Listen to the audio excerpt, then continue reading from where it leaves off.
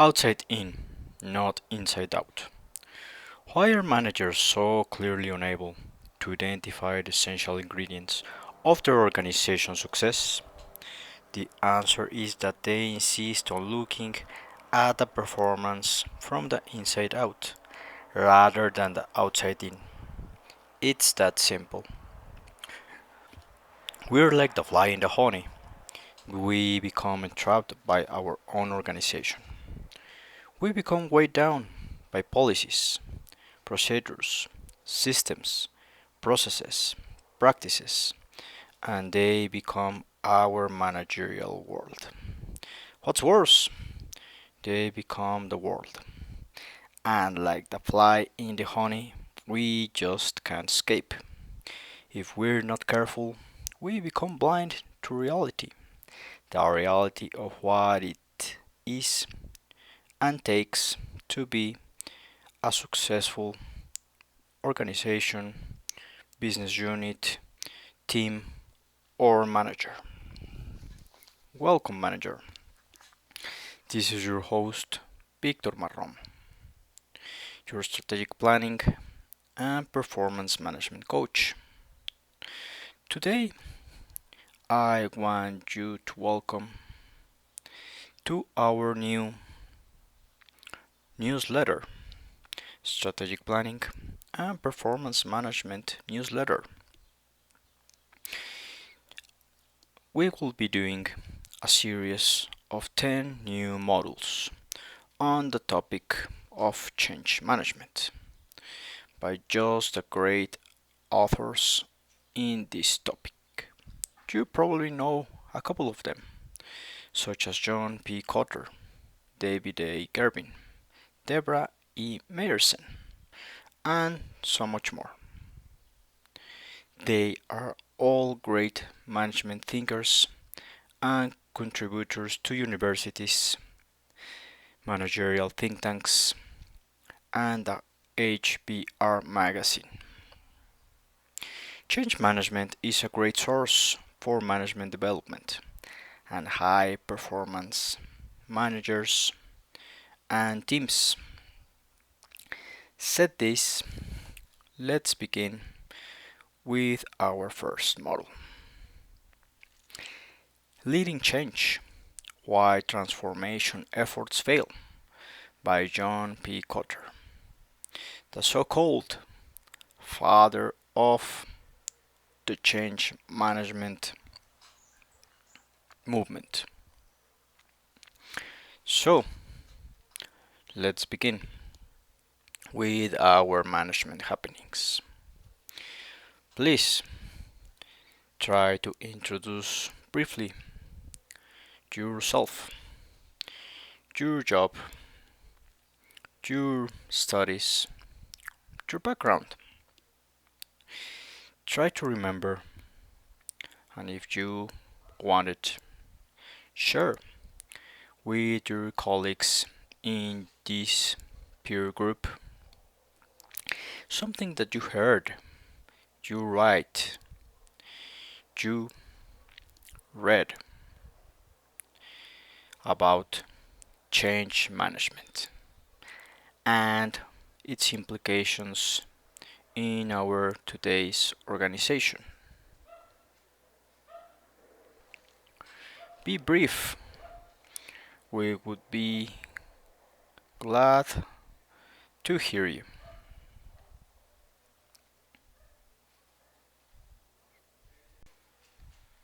So, in order to continue, we must clarify. What are strategic factors and how change management can help to develop, refine, tune, polish, innovate, or create new strategic factors? That is the main purpose of this topic. Strategic factors are those things that your organization or business unit needs to get right in order to succeed with your key stakeholders. That is, your customers, your different type of customers, B2C, B2B,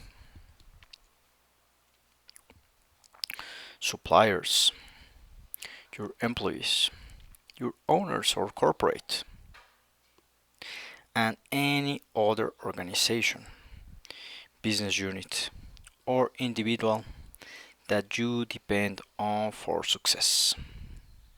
The stakeholders use these criteria to evaluate you. That is why we need change management in order to develop, fine tune, polish our different type of strategic factors. In this case, the strategic factors will be based in the part of employees. So they can work out like in the gym and develop superior performance, but not in operational ways, but in strategic ways. Let's say today that they deliver superior customer service, that they develop superior innovation, that they develop superior brand management, that they develop high performance teams in order to reach the sales goals so they can serve more and better customers with nice products and services that our clients would be very happy about it, and they can value that about our business unit or organization.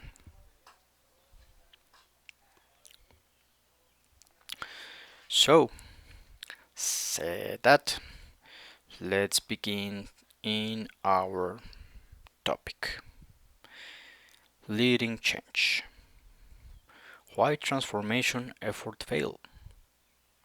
By our management guru, John P. Kotter.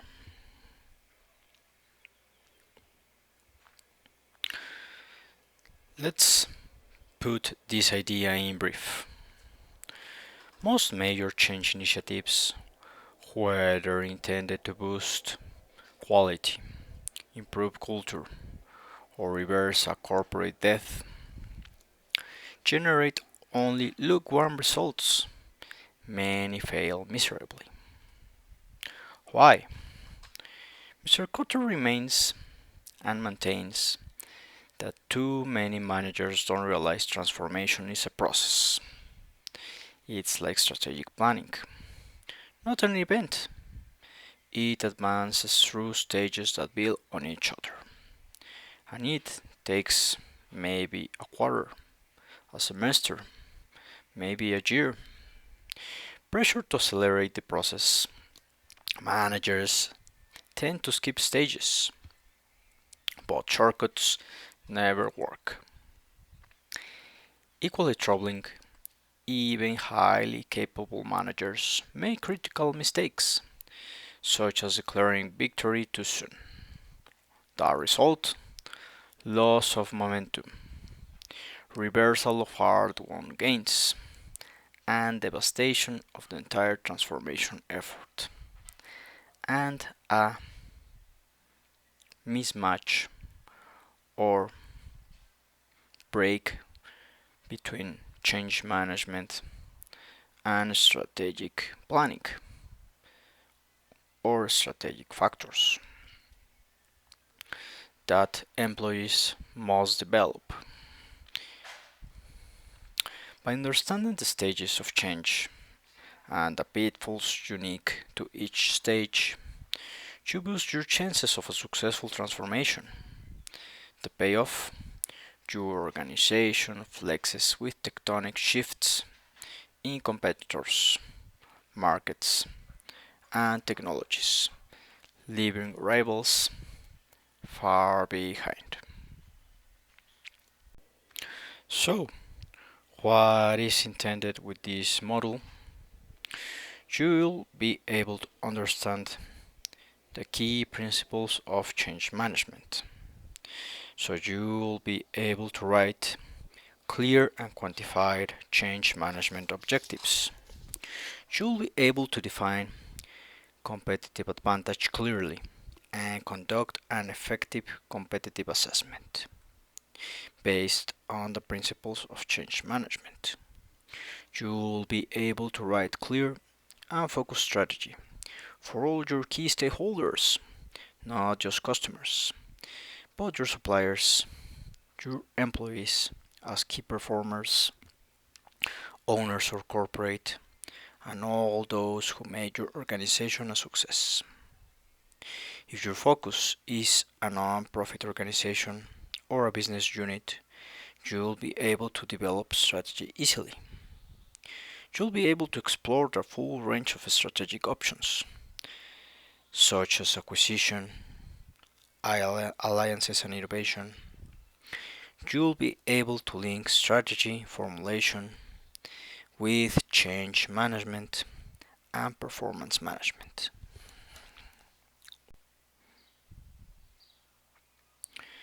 So, over the past decade, I've watched more than 100 companies try to remake themselves into significant better competitors.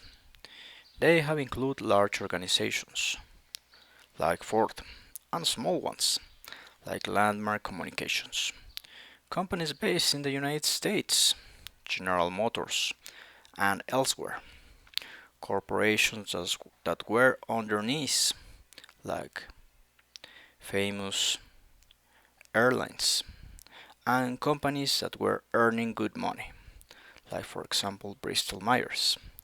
These efforts have gone under many banners: total quality management, reengineering, right-sizing, restructuring, cultural change, and turnaround. But in almost every case, the basic goal has been the same: to make fundamental changes in how business is conducted in order to help cope with a new, more challenging market environment and more challenging stakeholders, key stakeholders. A few of these corporate change efforts have been very successful. A few have been utter failures. Most fall somewhere in between with a distinct tilt toward the lower end of the scale. The lessons can be drawn are interesting and will probably be relevant to even more organizations in the increasingly competitive business environment of the coming decade. The most general lesson to be learned from the more successful cases is that the change process goes through a series of phases, just like strategic planning, that in total usually require a considerable length of time. Skipping these steps creates only the illusion of speed and never produces a satisfying result. A second lesson is that critical mistakes in any of these phases can have a devastating impact in the whole change management process and therefore in our strategic plan, slowing momentum and cutting or dilapidating hard-won gains over our quarter, semester, or year. Perhaps because we have relatively little experience in renewing organizations, even very capable people often make at least one big error. And this big error is based in the concept of outside in, because almost every manager is based in the inside out. We have to position ourselves in the shoes and feet of our key stakeholders in order to have a more clear vision with the strategic planning and the change management process. Said this, let's recapitulate the errors most common in the change management process. Error 1: not establishing a great enough sense of urgency. Let's pause a little bit and let's set this thing about this newsletter. This newsletter is an interactive one. Each, let's say, module or article is intended in order for you to sit down, read, listen to the instructions, reflect on your current situation between your peers, your business unit, your organization, and try to develop insights. But not just insights in the regular way.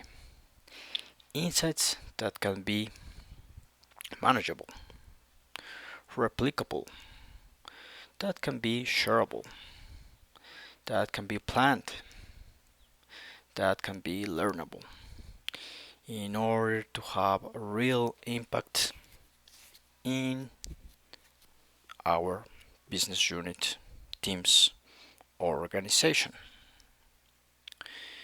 After each error, I will be pointing a question or a brief exercise or a brief activity in order for you to share and reflect with your peers, which are 5, maximum 6 people in your working table. Said this, error number 1: not establishing a great enough sense of urgency. Most successful change effort begin when some individuals or some groups start to look hard at a company competitive situation, market position, technological trends, and financial performance. They focus on the potential revenue drop when an important patent expires.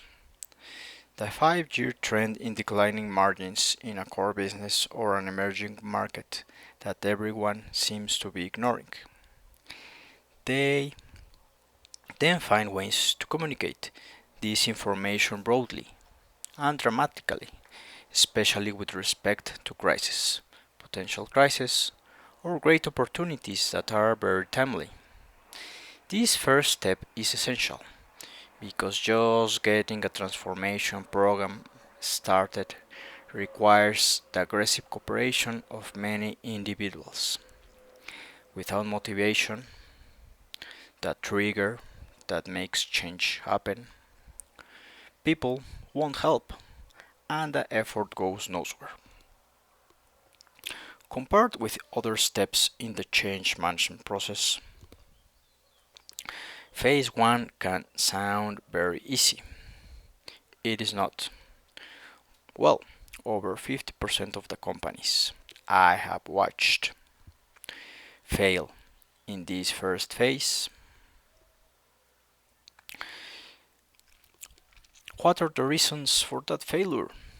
Sometimes executives underestimate how hard it can be to drive people out of their comfort zones. Sometimes they grossly overestimate how successful they have already been in increasing urgency. Sometimes they lack patience. Enough with the preliminaries. Let's get on with it. In many cases, executives become paralyzed by the downside. Possibilities. They worry that employees with seniority will become defensive, that the triggers that make change will be dropped, the events will spin out of control, that short term business results will be jeopardized, that the stock will sink, and that they will be blamed for creating a crisis. A paralyzed senior management often comes from having too many managers and not enough leaders.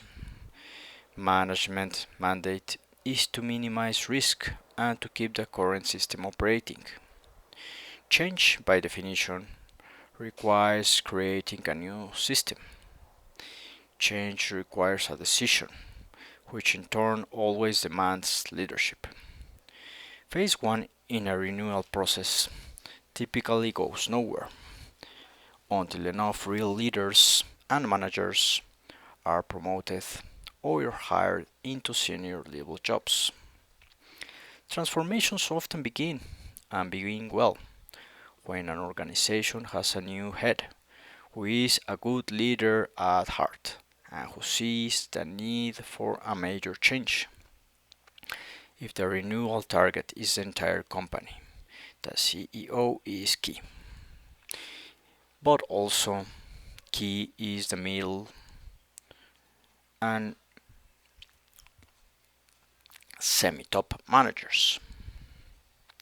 When these individuals are not new leaders, great leaders, or change champions, phase 1 of the change management process can be a huge challenge.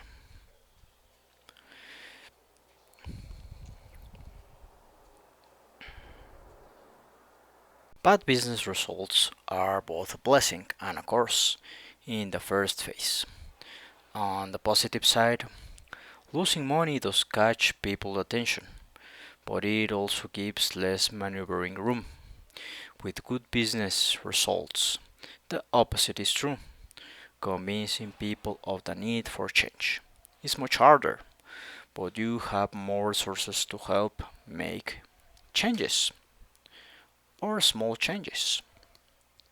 But whether the starting point is good performance or bad, in the more successful cases, I've witnessed an individual or a group always facilitate a frank discussion of potentially unpleasant facts about new competition, shrinking margins, decreasing market share, flat earnings, a lack of revenue growth, or other relevant indices of a declining competitive position.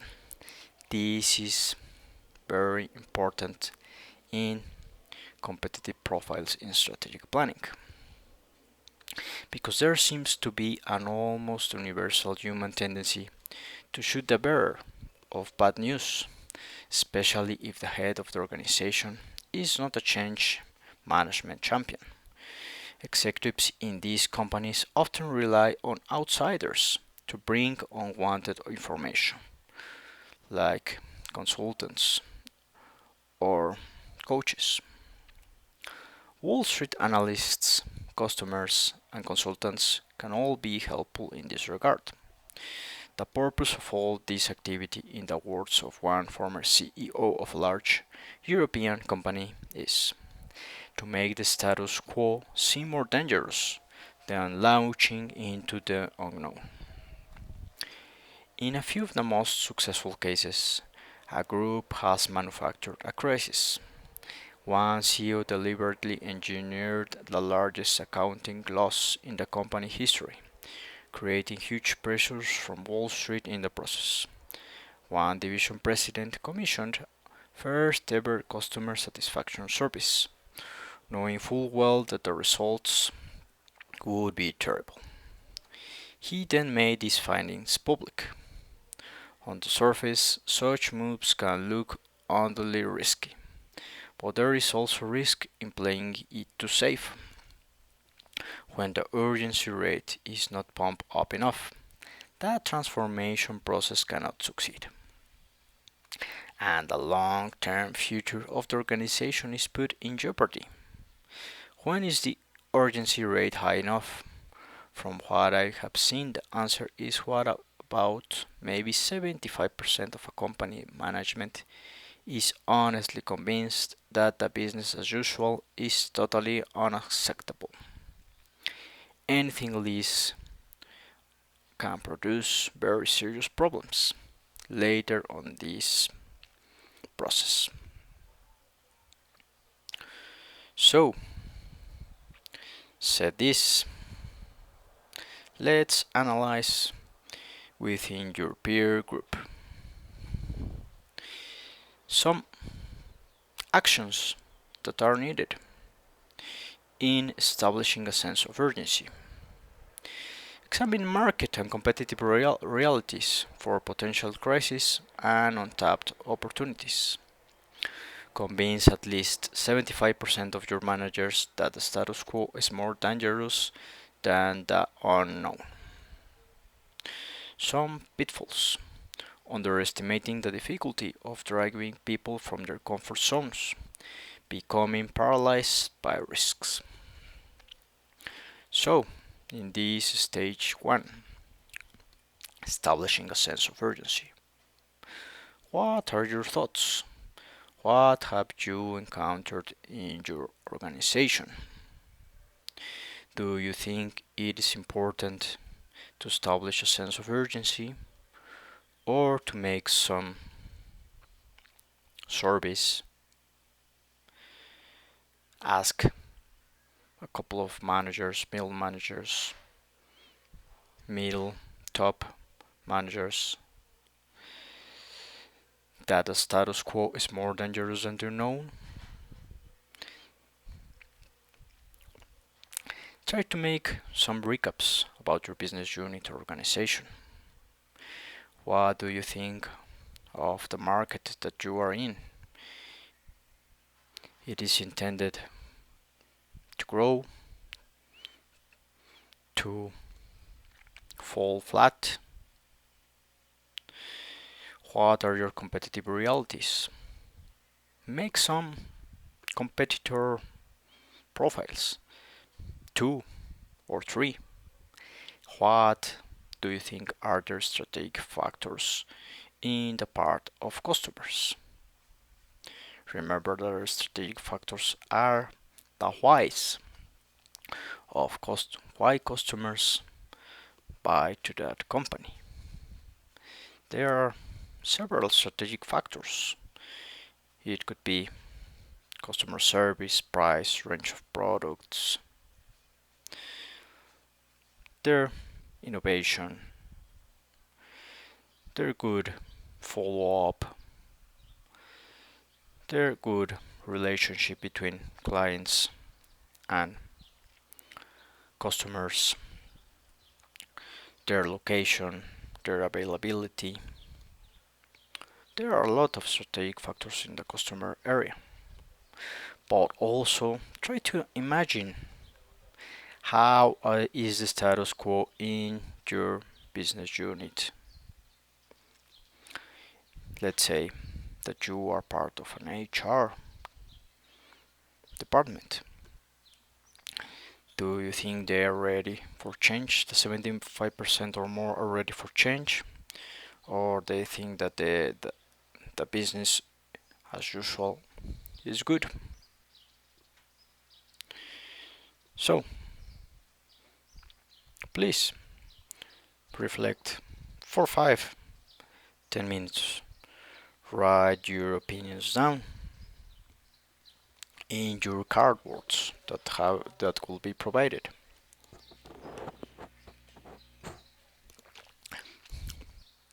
If you want, write your name. If not, leave it anonymous.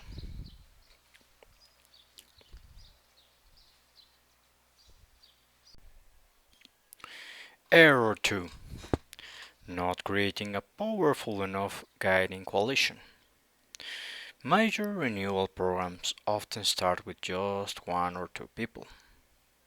In cases of successful transformation efforts, the leadership coalition grows and grows over time. But whenever some minimum mass is not achieved early in the effort, nothing much worthwhile happens. It is often said that major change is impossible unless the head of the organization is an active supporter of change or the strategy. What I'm talking about goes far beyond that. In successful transformations, the chairman or president or division general manager plus another 5 or 15 or 50 people come together and develop a shared commitment to excellent performance through renewal. And they place this in their strategic plan. In my experience, this group never includes all of the company's most senior executives because some people just won't buy in. At least, not at first.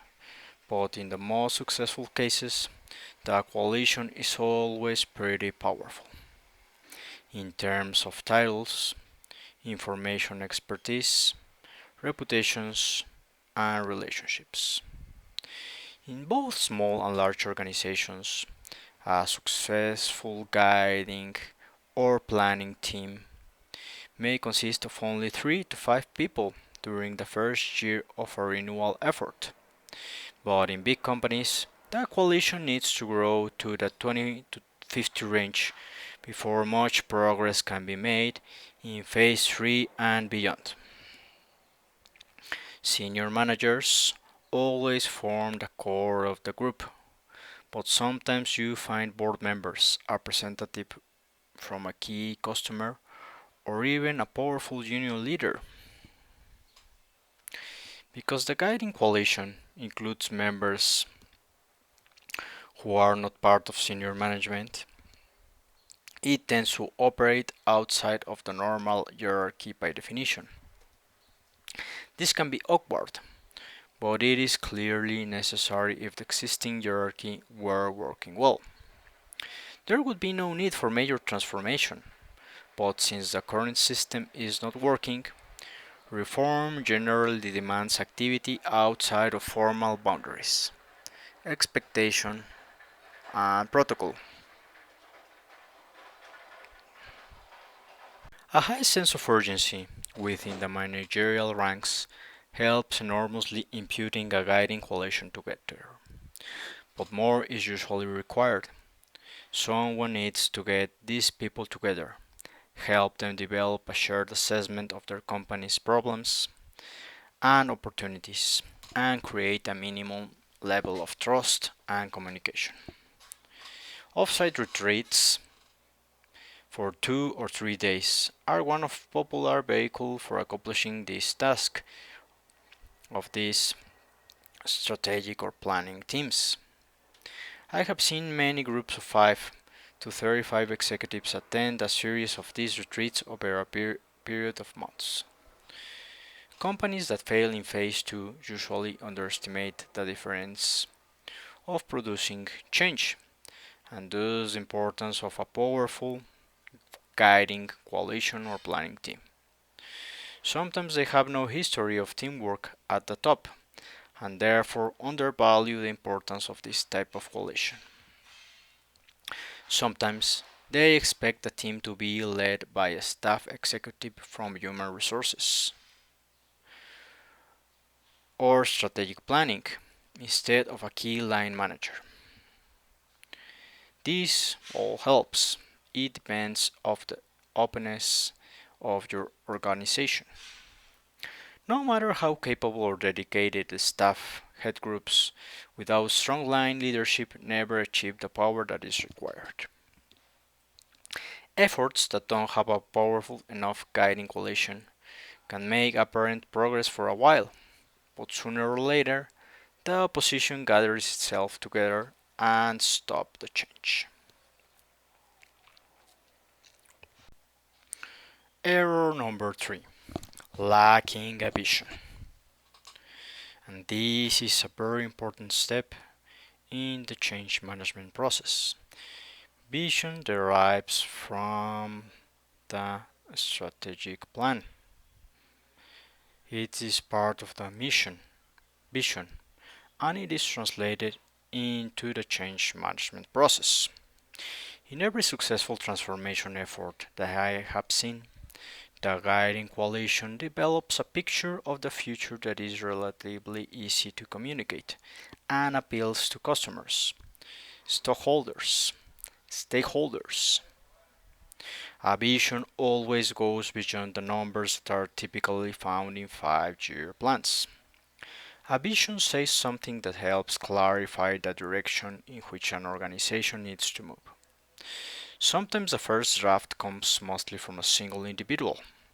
It is usually a bit blurry, at least initially, but after the coalition works at it for 3 or 5 or even 12 months, something much better emerges through their tough analytical thinking and a little dreaming. Eventually, a strategy for achieving that vision is also developed.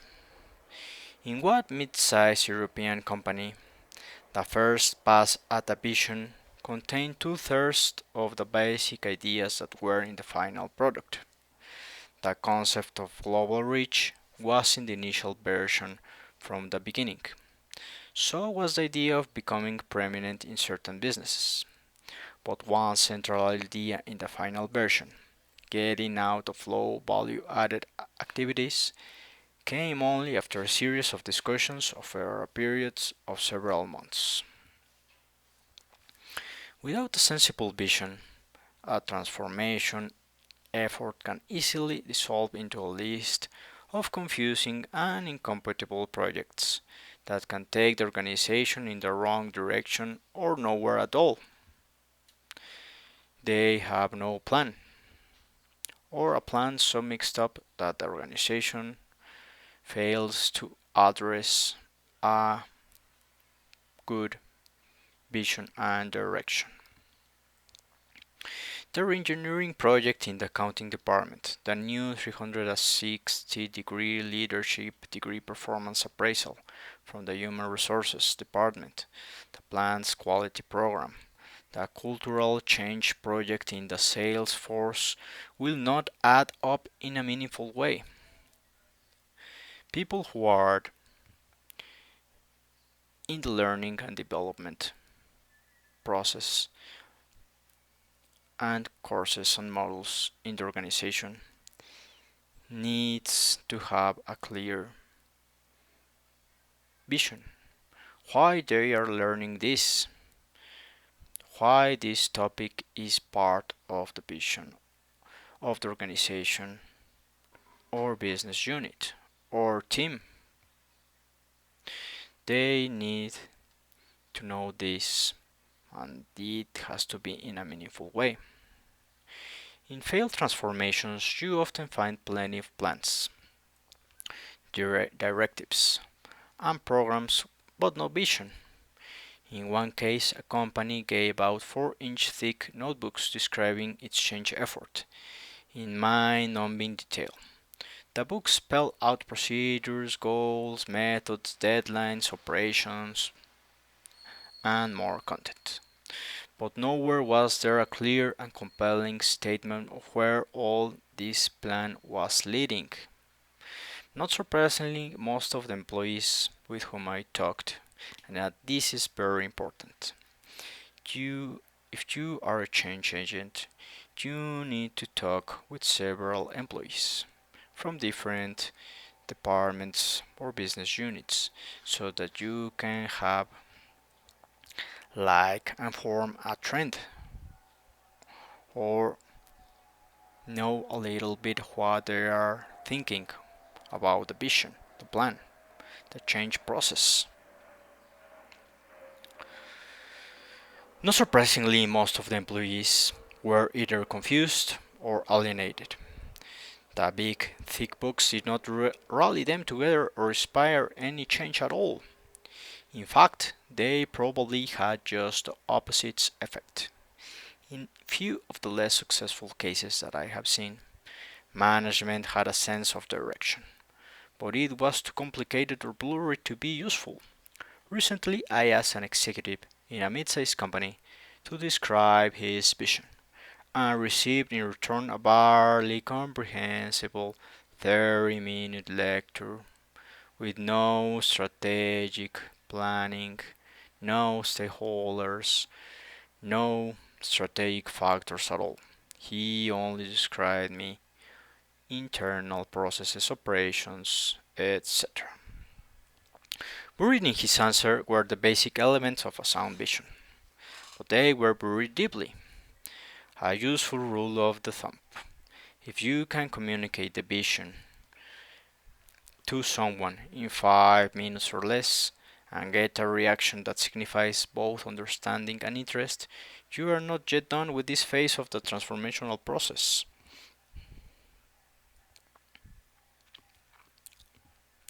So, please fill in your cards. They are formed just about columns where you can put your ideas and actions to do in the following week. Should you communicate with your leader? Should you form a peer group about change? Should you need to know a little bit more about your business unit or organization vision? Do you need to be more a part of the strategic planning teams? Please write some reflections that have happened in your company, your organization or business unit, or your team. Do you think you have a vision, or do you need to create a particular vision for your business unit, department, or organization?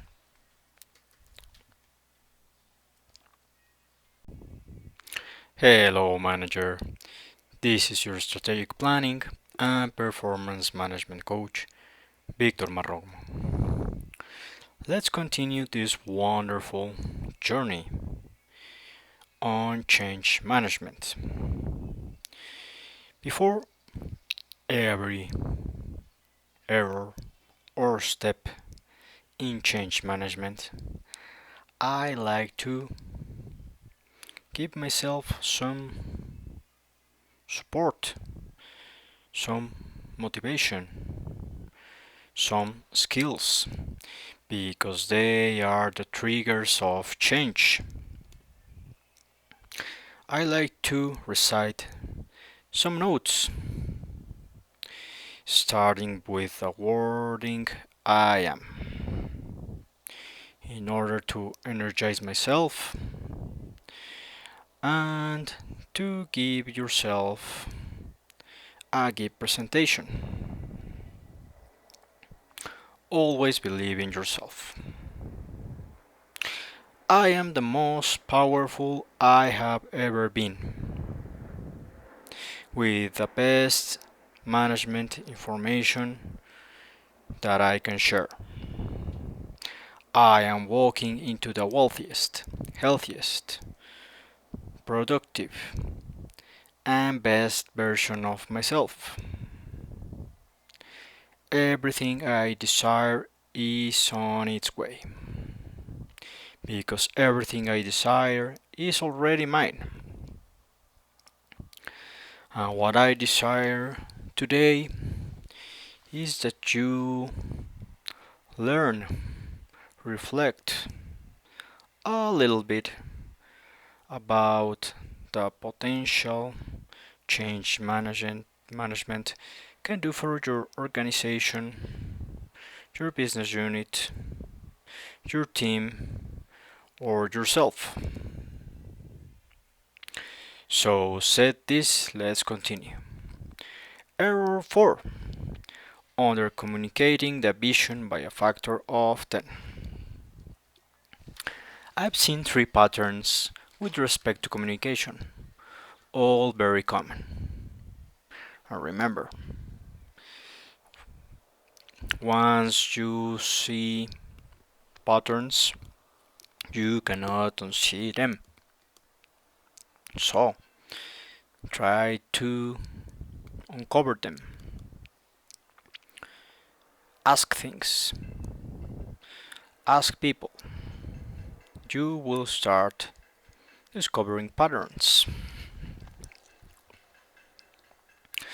In the first, a group actually does develop a pretty good transformation vision and then proceeds to communicate it by holding a single meeting or sending out a single communication, having used about 0.001% of the yearly intra-company communication. The group is startled when few people seem to understand the new approach. In the second pattern, the head of the organization spends a considerable amount of time making speeches to employee groups, but most people still don't get it. Not surprising since vision captures only 0.005% of the total yearly communication.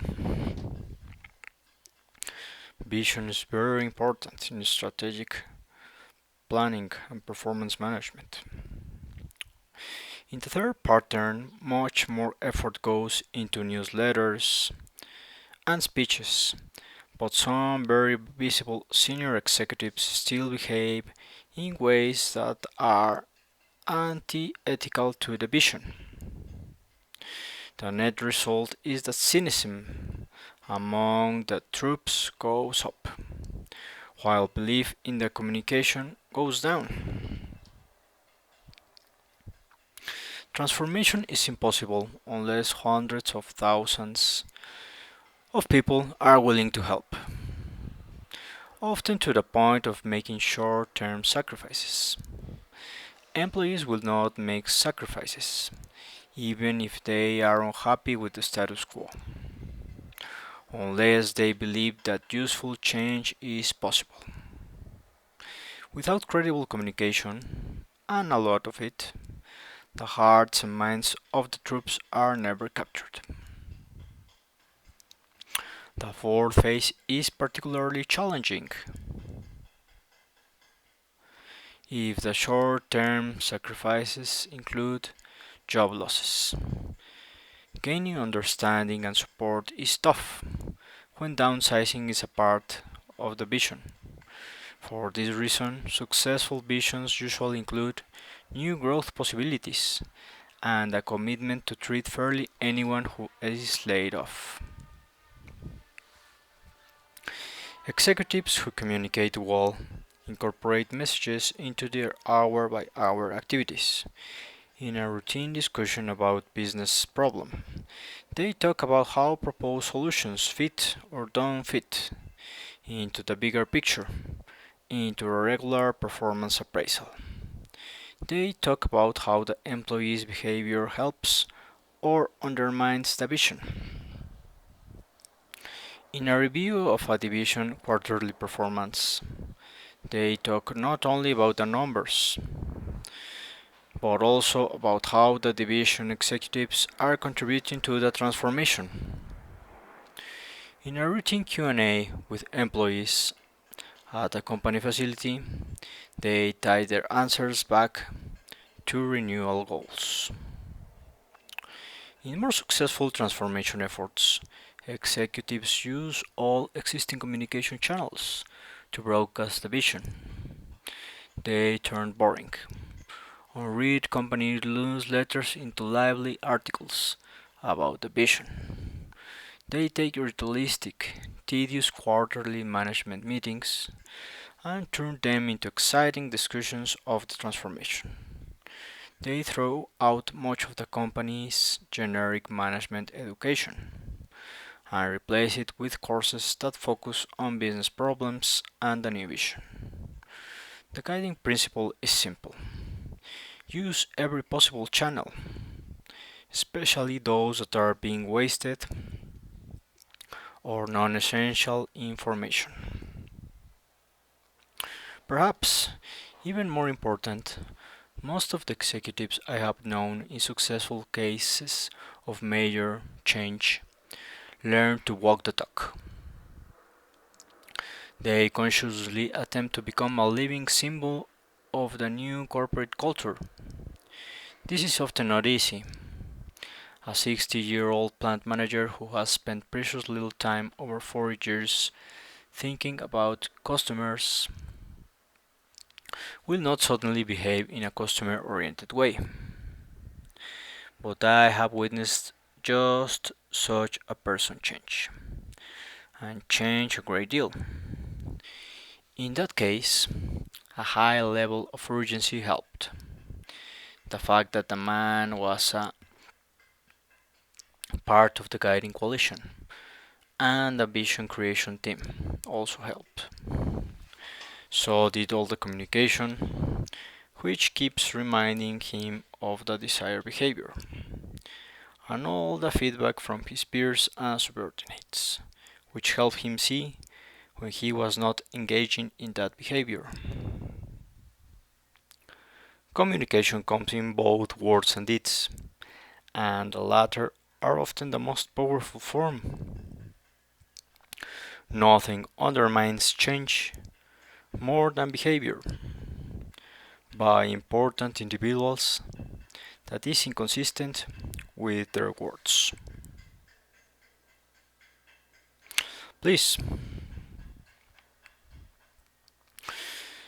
try to share with your peer group some experience about a change effort that was guided with bad communication or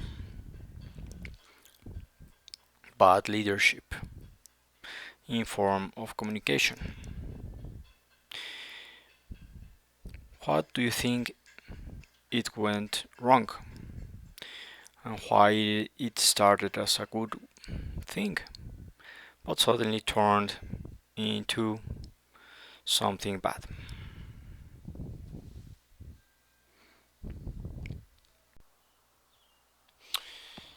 Let's continue with error number 5, not removing obstacles to the new vision.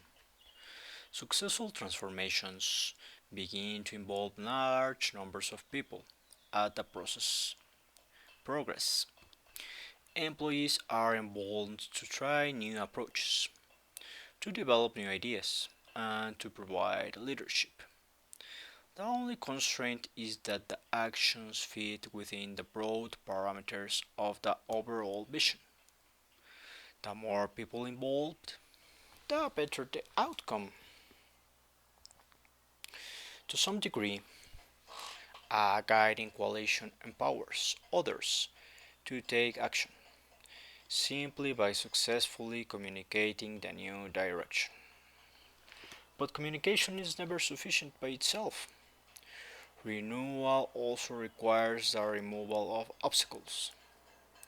Too often, an employee understands the new vision and wants to help, but an elephant appears to be blocking the path. In some cases, the elephant is in the person's head, and the challenge is to convince the individual that no external obstacle exists. But in most cases, the blockers are very real. Sometimes the obstacle is the organizational structure, or that they are very much in a silo way of organization. Narrow job categories. Sometimes compensation or performance appraisal systems make people choose between the new vision and their own self interest. Perhaps, worst of all, are bosses who refuse to change, who make demands that are inconsistent with the overall effort. One company began its transformation process with much publicity and actually made good progress through the fourth phase. Then the change effort ground to a halt because the officer in charge of the company's largest division was allowed to undermine most of the new initiatives. He paid lip service to the process, but did not change his behavior or encourage his managers to change. He did not reward the unconventional ideas called for in the vision. He allowed human resource systems to remain intact, even when they were clearly inconsistent with the new ideals. I think the officer's motives were complex. To some degree, he did not believe the company needed major change. To some degree, he felt personally threatened by all the change. To some degree, he was afraid that he could not produce both change and expected operating profit. But despite the fact that they backed the renewal effort, the other officers did virtually nothing to stop the one blocker. Again, the reasons were complex. The company had no history of confronting problems like this. Some people were afraid of the officer. The CEO was concerned that he might lose a talented executive. The net result was disastrous. Lower level managers conclude that senior management had lied to them about their commitment to renewal.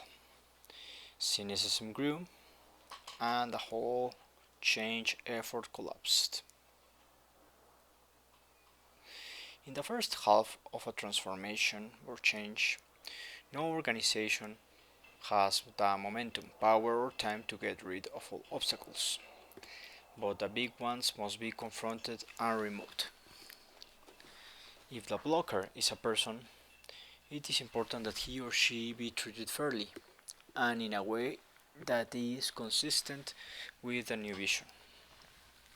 Action is essential, both to empower others and to maintain the credibility of the change effort as a whole.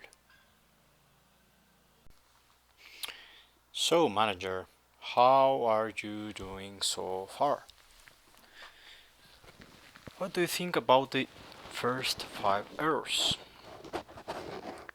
Do you think there are really errors? Do you think you can manage them and correct them in order for change to take place in your business unit, team, or organization? Try to write down your thoughts and reflections in the cards provided. What actions are needed to be done? What reflections, what insight of the type of actionable, learnable, shareable, and rewardable can you find in these actions and errors? Please, let's continue. Error 6. Not systematically planning for and creating short-term wins. Real transformation takes time, and the renewal effort risks losing momentum if there are no short-term goals to meet and celebrate. Most people won't go on the long march unless they see compelling evidence in 12 to 24 months that the journey is producing expected results. Without short term wins and short wins, too many people give up or actively join the ranks of those people who have been resisting change. In order for that, you need to establish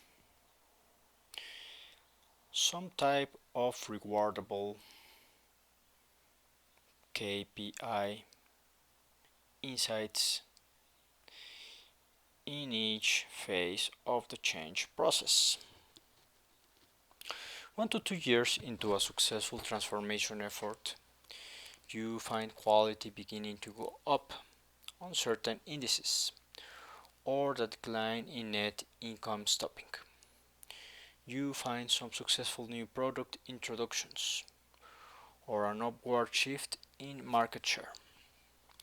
You find an impressive productivity improvement, or a statistically higher customer satisfaction, which is the typical strategic factor for customers. But whatever the case, the win is unambiguous. The result is not just a judgment call that can be discounted by those opposing change. Creating short-term wins is different from hoping for short-term wins. The latter is passive, the former is active. In a successful transformation, managers actively look for ways to obtain clear performance improvements, establish goals in the yearly planning system, achieve the objectives, and reward. It is very important this, so that people share and reward their wins, involved with recognition, promotions, and even monetary prizes. For example, the guiding coalition at the US manufacturing company produced a highly visible and successful new product introduction about 20 months after the start of its renewal effort. The new product was selected about 6 months into the effort because it met multiple criteria. It could be designed and launched in a relatively short period. It could be handled by a small team of people who were devoted to their new vision. It had upside potential, and the new product development team could operate outside the established departmental structure with our practical problems. Little was left to chance, and the win boosted the credibility of the renewal process. Managers often complain about being forced to produce short-term wins, but I found that pressure can be a useful element in a change effort. When it becomes clear to people that a major change will take a long time, urgency levels can drop. Commitments to produce short-term wins help keep the urgency level up, the action up, the triggers up, the motivation up, and force detailed analytical thinking that can be clarified or revised in different versions. So, keep the triggers on. Keep your trainings, your motivation, your communication in order for change to take place.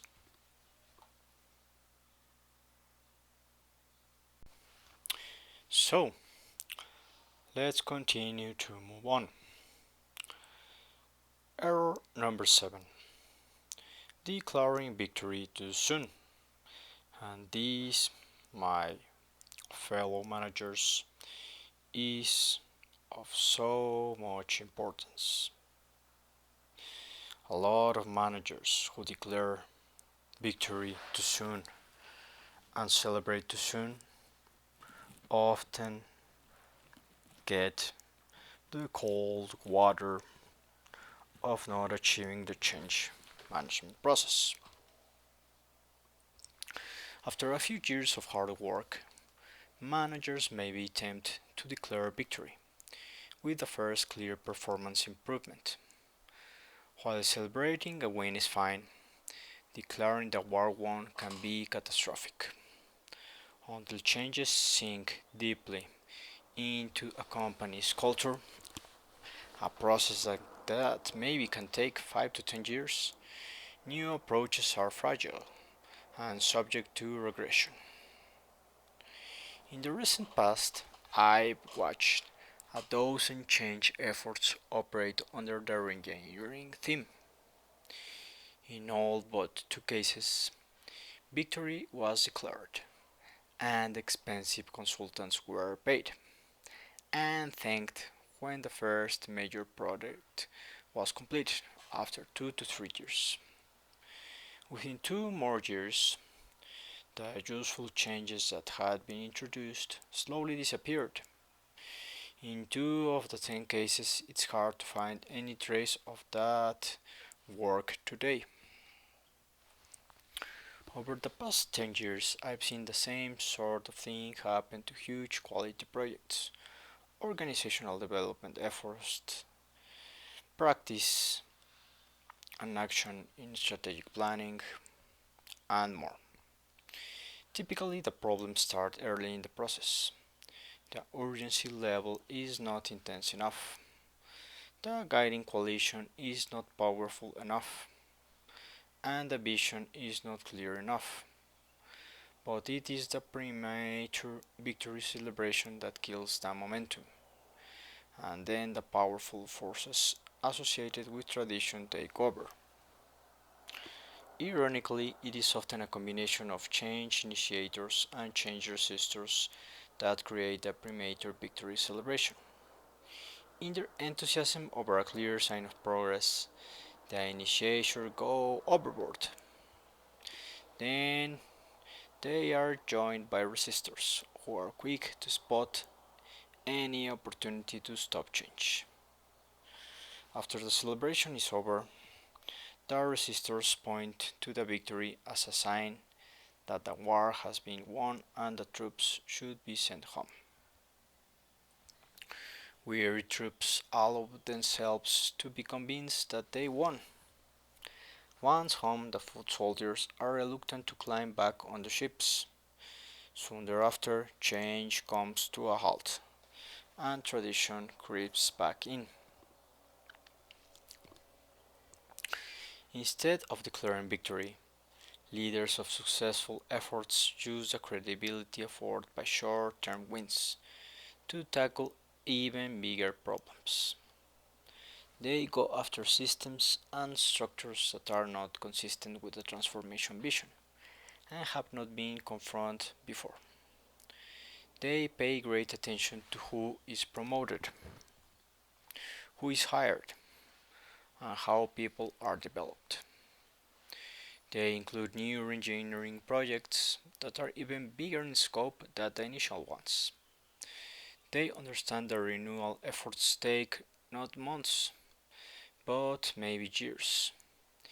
In fact, one of the most successful transformations that I have ever seen, we quantified the amount of change that occurred each year over a 7 year period on a scale of 1 to 10. Year 1 received a 2, year 2 a 4, year 3 a 3, year 4 a 7, year 5 an 8, year 6 a 4, and year 7 a 2. The peak came in year 5, fully 36 months after the first set of visible wins. So, said this, it is very important to continue the change process because time can be our ally or can be our enemy. Try to have a long vision, but to develop short-term wins and follow up through your strategic plans, your change management plans, and measure little wins in your strategic factors, KPIs, in customers, in employees, in corporate, in external.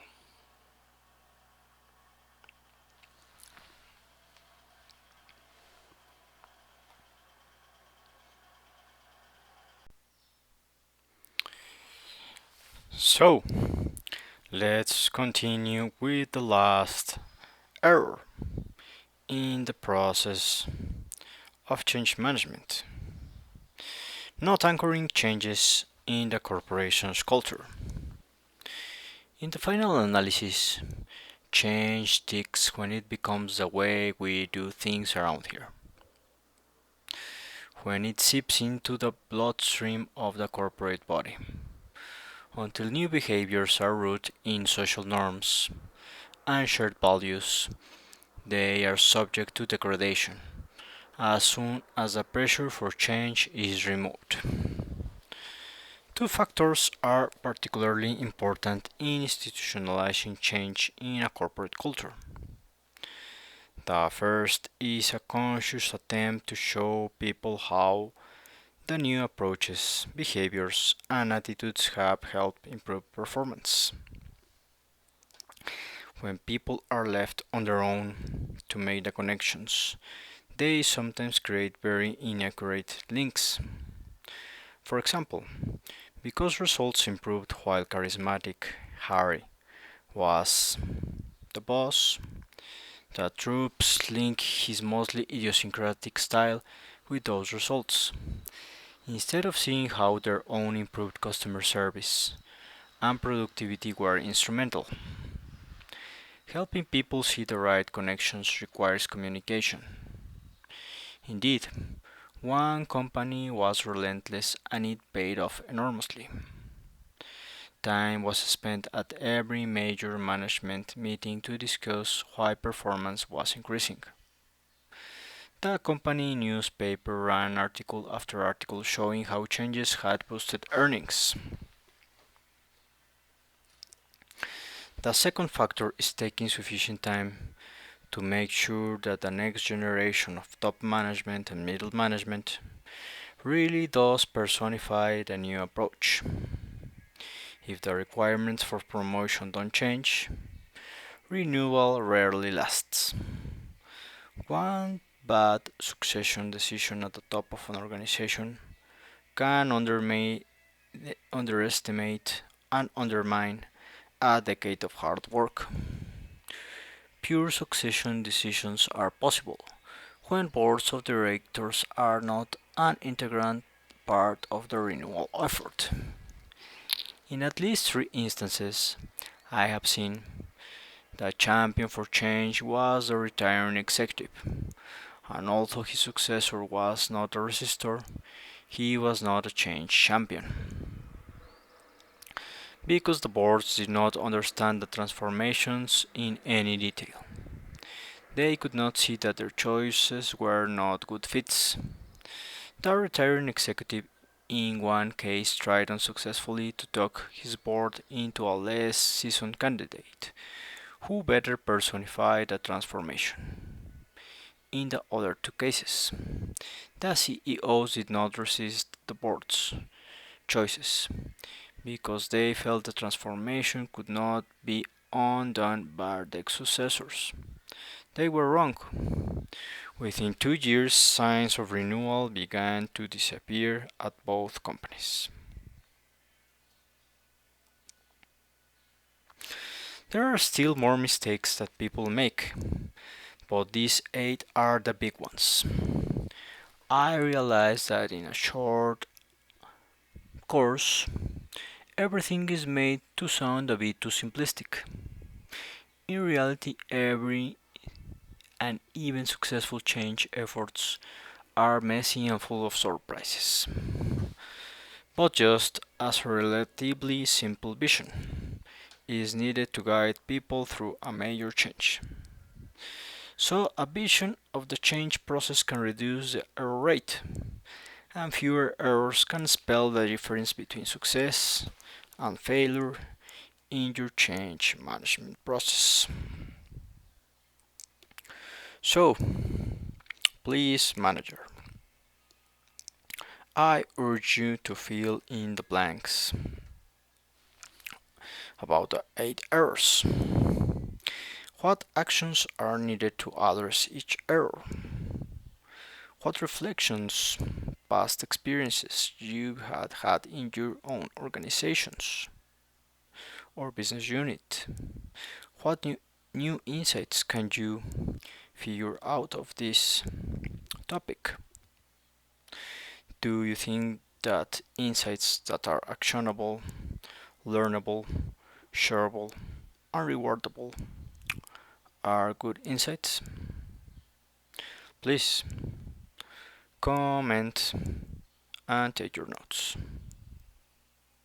Said this, thank you, and see you in the next module of our strategic planning and performance management newsletter. The topic of this newsletter is change management. This was Victor Marromo speaking. Have a nice day. Goodbye.